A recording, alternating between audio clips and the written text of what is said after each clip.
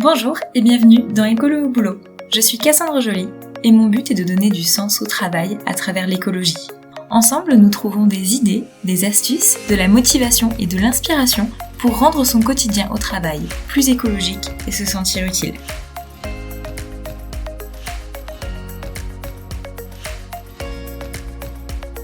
On se retrouve pour une série sur le télétravail. J'ai été plutôt inspirée par ce sujet d'actualité qui a concerné une part importante des salariés et des indépendants pendant le confinement. Et il semble que c'est une démarche qui est appelée à durer dans le temps.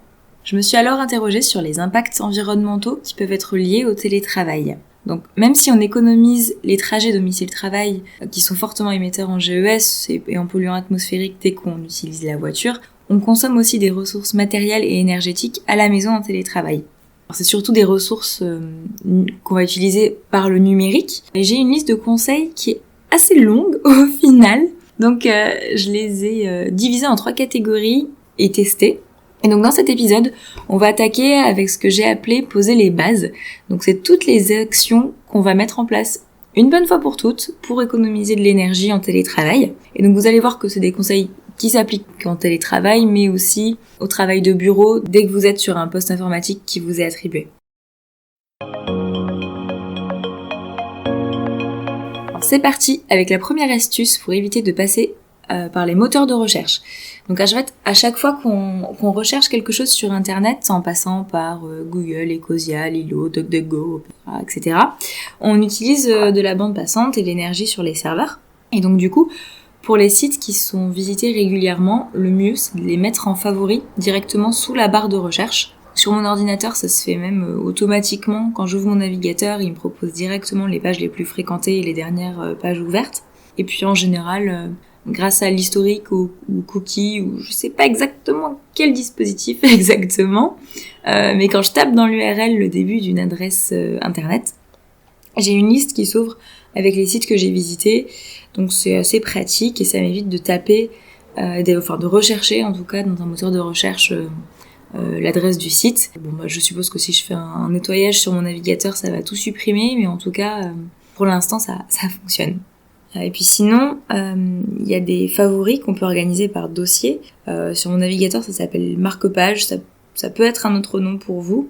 Et je l'utilise principalement pour les sites que je visite le moins souvent, mais dont je peux avoir besoin, pour les dossiers partagés en ligne par exemple. Donc en fait, je me crée des dossiers par projet, et dedans, j'ajoute tous les sites dont je peux avoir besoin. Donc voilà, ça fonctionne bien comme ça. Et pareil, j'ai plus à les chercher une fois que c'est dedans, surtout que ça, c'est typiquement des genres de sites que je vais avoir du mal à trouver, même en passant par un moteur de recherche.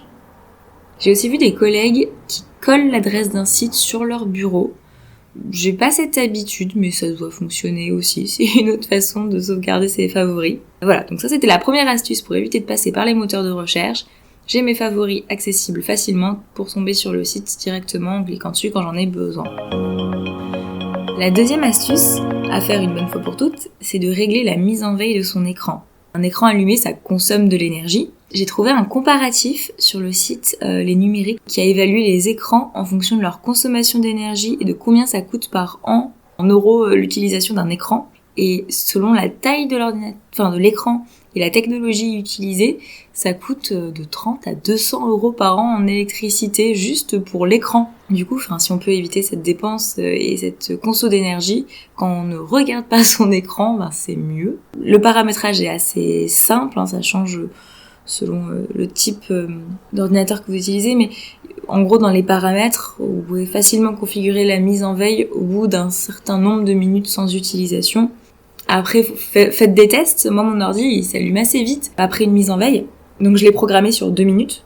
Au bout de 2 minutes de non-utilisation, il se met en veille, voire il s'éteint. Mais par contre, selon ce que je fais, si je lis des articles un petit peu longs, ou que je veux prendre des notes en même temps, ou que je suis une recette de cuisine et que je veux éviter de toucher mon ordinateur en même temps avec les mains pleines de farine ou d'huile, j'enlève la mise en veille automatique. Je le garde en écran allumé tout le temps, pas de mise en veille. Je garde la fenêtre ouverte de configuration de cette mise en veille et comme ça, dès que j'ai terminé, je remets ma mise en veille au bout de 2 minutes. C'est assez simple et rapide à faire comme changement, surtout une fois qu'on sait où c'est, qu'on y est allé 1 ou 2 fois. Voilà, c'est assez simple. Le troisième conseil, il concerne les mails. J'avais fait un article sur le blog Écolo au boulot avec beaucoup d'astuces pour réduire l'impact environnemental de ces emails. Et ce qu'on peut programmer une bonne fois pour toutes et qui a un impact intéressant, c'est la signature de mail. En fait, dès qu'on a une signature de mail un peu élaborée avec un logo, une image, de la couleur, des liens, etc., ça fait que notre message, il est plus lourd. Et comme, si on envoie 50 fois un mail dans la journée avec une signature, en fait, on envoie 50 images et ça alourdit peut-être un peu de manière non nécessaire notre impact environnemental lié au mail. Parce que ça nécessite plus de bandes passantes, plus d'énergie pour être envoyé. La personne à qui vous l'envoyez, elle va avoir besoin de le stocker, vous aussi ça va être stocké avec une image, voilà. Ça alourdit un petit peu tout ça. Donc quand on écrit un nouveau contact ou quand on est dans une relation commerciale, on a besoin de cette belle signature, de cette belle image, il n'y a pas de souci. Mais moi, il y a des contacts et des collègues à qui j'écris souvent et je suis pas obligée de mettre ma signature de mail commerciale entre guillemets quand je leur envoie quelque chose. En plus, c'est les personnes à qui j'envoie le plus de mails probablement. Donc ce que je fais, c'est que j'écris une signature de mail minimaliste. Il y a juste mon nom, mon numéro de téléphone, parce que c'est toujours pratique d'avoir le numéro de téléphone sous la main. Et voilà. Donc le plus simple, c'est que cette signature-là, ce soit votre signature par défaut, si vous envoyez surtout des mails à des collègues ou des contacts proches. Et puis, normalement, depuis votre boîte mail, vous pouvez facilement, en 2 clics, mettre votre ancienne signature plus élaborée si besoin. Bon, vous pouvez aussi décider de ne pas mettre de signature du tout, c'est jouable. Au moins, la version minimaliste permet d'avoir un meilleur impact environnemental. Et voilà, sur la somme de mails que vous envoyez par jour, par semaine, par mois, ça réduit bien le poids de ce que vous envoyez. Et le 4e et dernier conseil de cet épisode pour poser les bases d'un faible impact environnemental en télétravaillant, on va parler du cloud. Donc tout ce qui est serveur, drive, tout ce qui est délocalisé par rapport à votre ordinateur en fait, pour avoir accès à des fichiers à distance. Donc c'est clairement hyper pratique, on est d'accord, d'avoir accès partout, tout le temps à des informations. Mais c'est parfois configuré pour enregistrer automatiquement tout ce qui transite par notre ordinateur. Voilà, la question à se poser, c'est est-ce que absolument tout ce qui transite par mon ordinateur, il faut que ce soit enregistré dans le cloud ou dans un drive, etc. Sachant que ces données-là, en fait, pas dans les nuages comme le mot cloud, je laisserai penser, mais c'est bien dans des serveurs physiques, parfois même dans plusieurs serveurs, au cas où il y en a un qui soit défaillant. C'est des dispositifs qui sont très gourmands en énergie, c'est allumé 24 heures sur 24, c'est aussi gourmand en matière pour les produire, des ressources physiques qui sont utilisées pour créer des serveurs. Bref, donc plus on utilise un cloud, un drive, etc., plus ça augmente les besoins de stockage et donc l'énergie et les ressources pour créer des serveurs.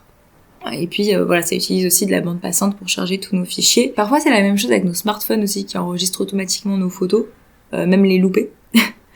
Donc là, c'était un peu moins simple. Je suis allée chercher sur internet comment faire depuis mon ordinateur. Alors moi, j'avais un OneDrive qui enregistrait un peu tout aussi. Tout ce que je voulais enregistrer en local sur mon ordinateur, ça s'enregistrait dans mon OneDrive. Mais finalement, voilà, j'ai trouvé assez facilement un petit tutoriel, une explication pour pouvoir le gérer et donc enlever les sauvegardes automatiques. Donc finalement, moi j'ai tout enlevé, il n'y a plus aucune sauvegarde automatique. Je pense que vous pouvez réussir à l'organiser de la manière dont vous en avez besoin, par exemple enregistrer automatiquement un dossier ou tout enregistrer manuellement selon ce dont vous avez besoin. Parfois, vous allez peut-être avoir besoin de votre service informatique aussi pour accéder à ce type de réglage. Il se peut qu'il ne soit pas réceptif aussi. Et dans ce cas, c'est peut-être le moment d'ouvrir ce grand débat dans votre entreprise de l'impact du numérique. Normalement, il devrait être au moins intéressé par le sujet. Et puis, a priori, l'espace sur un serveur, ça coûte de l'argent. Enfin, on le voit, les drives, les versions gratuites, elles sont limitées. Alors, on arrive rarement au bout. Enfin, ça dépend ce que vous mettez dedans. Mais bon, quand même une limite. Donc, normalement, plus on économise de place et moins ça coûte cher. Donc voilà, c'est un argument dans votre entreprise qui peut peser dans la balance.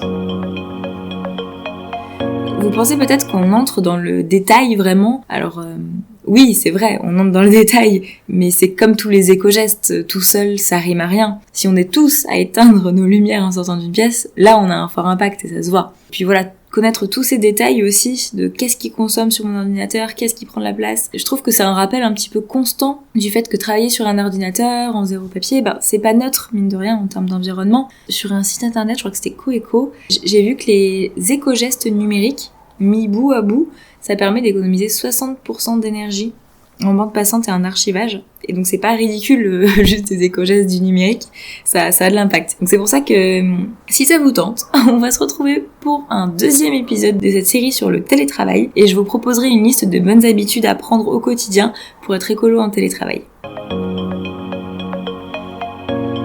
Donc voilà, pour ce premier épisode de la série Télétravailler de manière écolo, je vous encourage à mettre rapidement ces quelques astuces en place parce que c'est vraiment rapide à faire et vous entrerez dans une démarche vertueuse sans effort. Comme d'habitude, n'hésitez pas à en parler à vos collègues pour les inciter à faire pareil. Parler de l'impact environnemental du numérique en général, c'est pas mal parce que c'est un impact un peu invisible. On a l'impression que parce qu'on a dématérialisé, on est zéro papier, plus aucun impact. En fait, c'est pas vrai du tout. Bon, ils sont juste déplacés, ces impacts-là. Le numérique, je crois que c'est 4% des émissions de gaz à effet de serre dans le monde. C'est autant que l'aviation civile. Voilà, faut rester cohérent et c'est pas négligeable. Donc autant mettre des choses en place. Merci si vous avez écouté jusque-là. J'espère que vous êtes remonté à bloc pour prendre en main votre impact environnemental en télétravaillant ou même au bureau en général. Je suis preneuse de tous vos retours et expériences en commentaire du podcast ou bien sur mon mail qui est disponible dans les notes du podcast. À très bientôt pour la suite de cette série consacrée aux bonnes habitudes à apprendre pour télétravailler léger.